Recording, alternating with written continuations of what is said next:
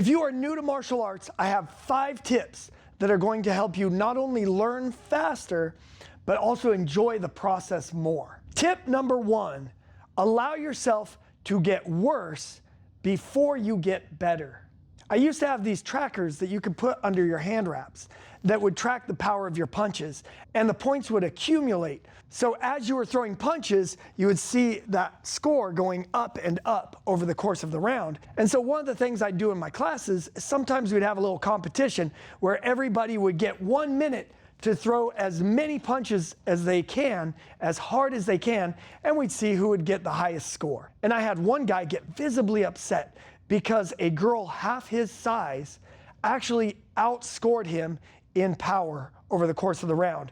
And he was convinced that the things were broken. And yet what I saw was that because he was a naturally big dude with pretty good muscles, he had learned to just rely on using the strength of his arms to generate the power, and had never learned how to engage his hips.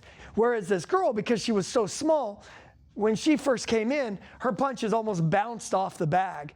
And so when I would teach her how to turn her hip over into her punches, and she could all of a sudden see the growth in power, she really got addicted to that. And unfortunately, this is where the enemy of the great is often the good. In other words, there are lots of people that come in that are just naturally heavy hitters, big muscles, big guys, and because of that, they actually slow their own progress down because they rely too much on their arms. And when they're taught to use their hips in their punches, they try it, and because of course, anything new you're going to be bad at first, they see their power all of a sudden go boop down.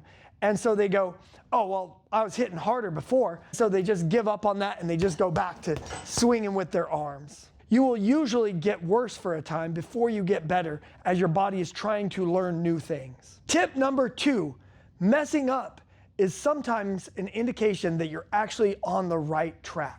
When I was a kid, my brother sent me a dartboard, and so I put it up in the basement, and I would go down into a basement and throw darts. Then one year for Christmas, my brother came and visited, and he goes, no, Forrest, you're doing it all wrong. And he goes like this, you need to stand like this, and then you throw it. And he was really good at darts, so I took his advice, and I went like this.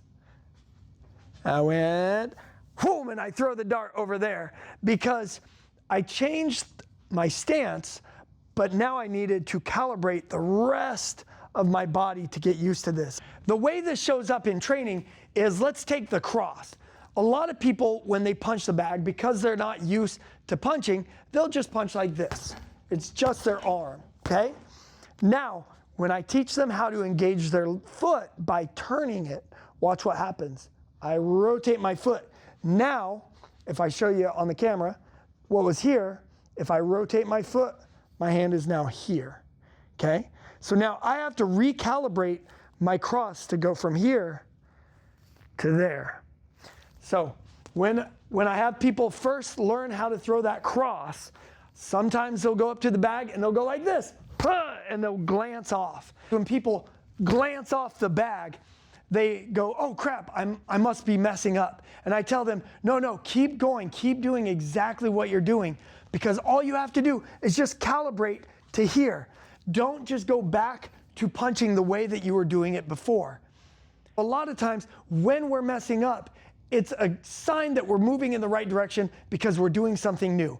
And if this is new to you, then everything you're doing should feel new.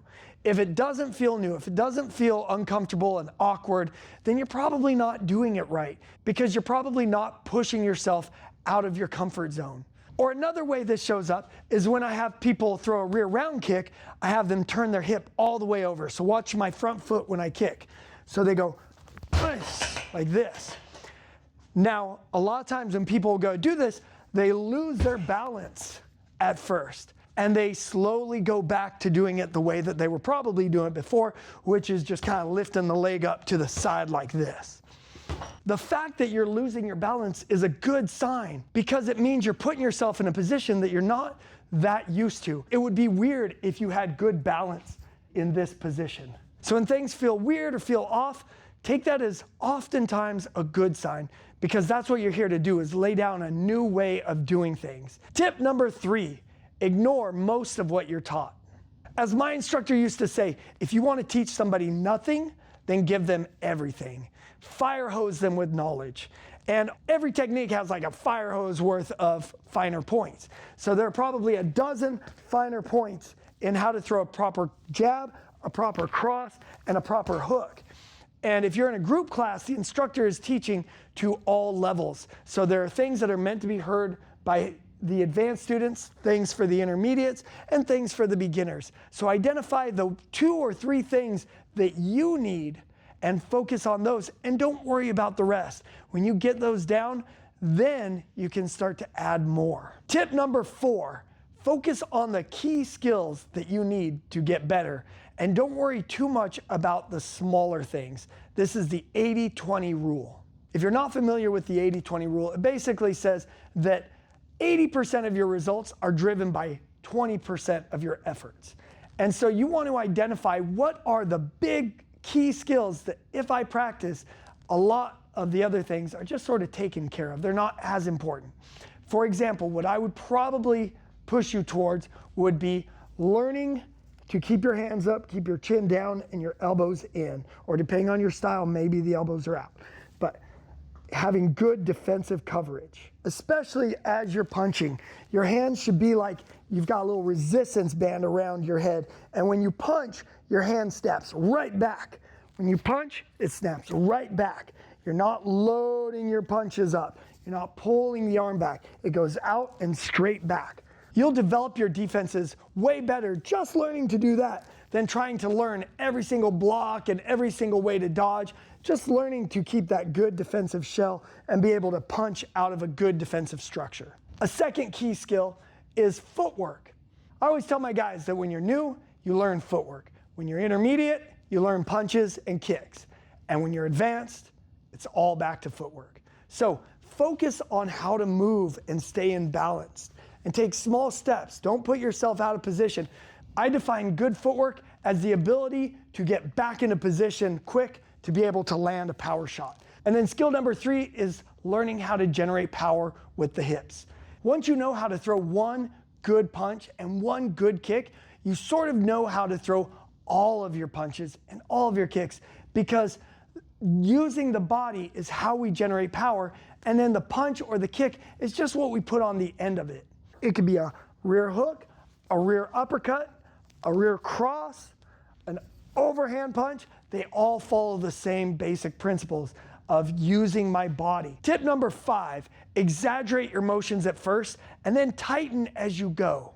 Have you ever been listening to a song and you just can't quite make out the lyrics? Maybe the song's a little too fast, there's too much going on, and then you read the lyrics and now all of a sudden you can hear them as clear as day.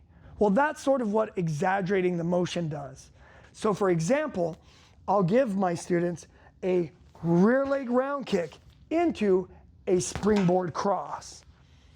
And when I have them do this, I tell them, when you throw that round kick, I want you to imagine you are reaching back and picking a pie up off the table and slamming it into this person's face, okay? Because I want them to feel how those muscles coordinate. Then I have them tighten it up so that it goes from looking like this to looking more like this. Whoosh, whoosh. If you were learning how to drive a stick shift, if you just hopped on the freeway and tried to go from 20 to 100 while figuring out when to move the stick over, you're going to have a really hard time and you're probably just going to end up killing your car. Instead, you go somewhere where you can slowly move from gear to gear and you can feel when it's ready to click over to the next gear. Well, that's the same thing, because you're trying to learn how to coordinate your muscles. And the more you exaggerate it, the more it slows things down and allows you to really feel how the muscles link together. So take the motions, exaggerate them, and play with them. I also have a 6th tip for you, but it actually was so important that it gets its own video. So to learn how to develop what Bruce Lee called body feel, I want you to watch this video next. How would you like to join me for a 21-day Fit Warrior Challenge live starting February 9th? This is an opportunity for you to get back in shape. I'm gonna give you a nutrition plan, a tracking sheet, to track your workouts, and I'll be going live 3 days a week teaching a beginner's Jeet Kune lesson. So you can join me for that for your workouts, or you can do something else. I'm excited about the channel, and I'm excited about the community I'm building, and I want to do something together as a group. And so I'd love it if you join me. Go to a link in the description. It'll open up to a form where you fill in your information. I'll send you an email with the details as we get closer. If you give me your number, I'll also shoot you a text to just let you know when I've sent you the email, so that if it goes to spam, you don't miss it, and we'll get rocking and rolling. This is absolutely free and purely just to get you results. Awesome, guys. Bye, bye, bye.